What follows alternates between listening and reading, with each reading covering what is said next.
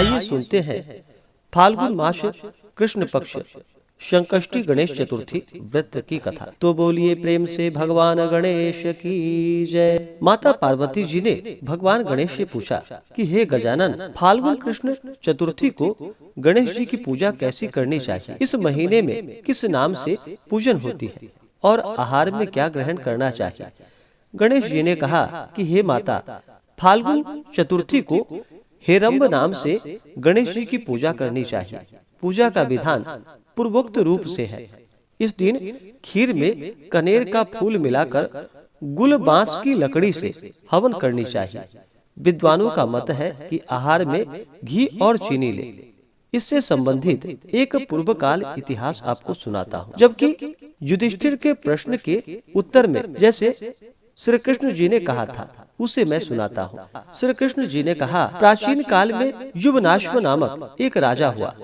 वे धर्मात्मा, उदार दाता, देवताओं एवं ब्राह्मणों के पूजक थे। उस राजा के राज्य में विष्णु शर्मा नामक एक तपस्वी ब्राह्मण रहते थे। वे वेद वेत्ता एवं धर्म शास्त्रज्ञ थे। उनके 7 पुत्र हुए जो सभी धन धान्य से समृद्ध थे, परंतु पारस्परिक कलह के कारण सब अलग अलग होकर रहने लगे। विष्णु शर्मा प्रत्येक पुत्रों के घर में कर्मशः एक एक दिन भोजन करते थे। बहुत दिन बीतने के बाद वे बूढ़े होकर कमजोर हो गए। वृद्ध होने के कारण उनकी सभी बहुएं उनका अनादर करने लगी। वे तिरस्कृत होकर रोते रहते थे। एक समय की बात है कि विष्णु शर्मा गणेश चतुर्थी व्रत रह करके अपनी बड़ी पुत्र वधू के घर गए। उस ब्राह्मण ने कहा कि हे बहुरानी, आज मैं गणेश जी का व्रत हूँ, तुम पूजन सामग्री जुटा दो। गणेश जी प्रसन्न होकर प्रचुर धन देंगे। अपने ससुर की बात सुन बहू कर्कश स्वर में बोली, मुझे घर में कामों से फुर्सत नहीं, फिर इन झमेलों में हमें नहीं पड़ना, मेरे पास समय कहाँ है? हे ससुर जी, आप हमेशा ही कोई न कोई नाटक रचते हैं। आज गणेश जी का बहाना लेकर आप आ पहुँचे हैं। मैं गणेश व्रत नहीं जानती हूँ और न तो गणेश जी को ही जानती हूँ। आप यहाँ से खिसकिए। इस प्रकार बहू की झिड़की सुनकर वह 6 बहुओं के घर जो कि बारी बारी से गए, परंतु सभी बहुओं ने वैसी ही बात कही। सभी जगहों से अपमानित होकर वह कृषकाय ब्राह्मण बहुत दुखी हुआ। इसके बाद वह सबसे छोटी बहू के घर जाकर बैठ गया। छोटी बहू जो कि बहुत ही धनहीन थी, वह संकोच में पड़कर कहने लगी। ब्राह्मण ने कहा कि अरे बहुरानी, मैं अब कहाँ जाऊं? 6 बहुओं ने फटकार दिया, तुम्हारे यहाँ तो व्रत सामग्री एकत्रित करने का कोई साधन नहीं दिख रहा है। मैं स्वयं बहुत वृद्ध हो गया हूँ। हे कल्याणी बहू, मैं बार बार सोचता हूँ कि इस व्रत से सिद्धि मिलेगी और सभी कष्टों का अंत होगा। अपने ससुर की बात को सुनकर छोटी बहू कहने लगी, आप इतने दुखी क्यों हो रहे हो? आप अपनी इच्छा के अनुसार व्रत कीजिए। मैं भी आपके साथ संकट नाशन व्रत को करूंगी। इससे हमारे दुखों का निवारण होगा। इतना कहकर छोटी बहू घर से बाहर जाकर भिक्षा मांग लाई। अपने और ससुर के लिए अलग अलग लड्डू बनाया। चंदन, फूल, अक्षत, फल, धूप, दीप, नैवेद्य और तांबूल उसने अलग अलग करके ससुर के साथ पूजन किया। पूजन करने के पश्चात उसने ससुर को सम्मान पूर्वक भोजन ग्रहण करवाया। भोजन के अभाव में स्वयं कुछ न खाकर जो कि उसकी निराहार रह गई। हे देवी, अर्धरात्रि के बाद उसके ससुर विष्णु शर्मा को कैदस्त होने लगे, जिससे उसके दोनों पैर पर छींटे पड़ गए। उसने ससुर के पैर धुलवाकर शरीर पोंछे। वह शोक करने लगी कि मुझ हतभागिनी के कारण आपकी ऐसी दशा क्यों हुई? रात को अब मैं कहाँ जाऊं? मुझे आप कोई उपाय बतलाइए। रात भर विलाप करते रहने के कारण अनजाने में उसका जागरण भी हो गया और फिर सुबह हो गई।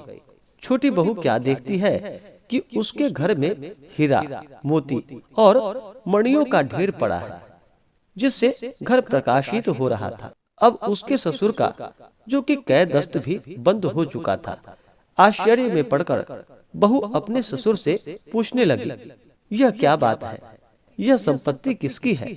अरे इतना मणि मूंगा आदि मेरे घर में कहाँ से आए? क्या कोई हम लोगों को चोरी में फंसाने के उद्देश्य से तो घर में नहीं डाल गया? पतोहू की बात सुनकर ब्राह्मण कहने लगा कि हे कल्याणी, यह सब तुम्हारी श्रद्धा का फल है।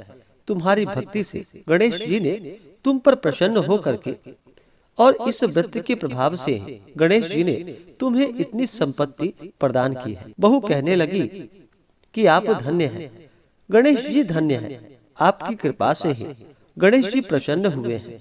मेरी दरिद्रता दूर हो गई, घर में अतुल संपत्ति आई और आपकी कृपा से मैं भी धन्य हुई। इस प्रकार वह ससुर से बार बार कहने लगी। अब छोटी बहू के घर में अपार संपत्ति को देखकर अन्य सभी बहुओं के क्रोध की सीमा न रही। उन्होंने कहा कि बूढ़े ने अपने संपूर्ण संचित धन को इसे दे डाला। बहुओं के पारस्परिक कलह को देखकर विष्णु शर्मा डरकर कहने लगे, इसमें मेरा कोई दोष नहीं, केवल इस व्रत के प्रभाव से गणेश जी ने प्रसन्न होकर छोटी बहू को यह सब दिया है।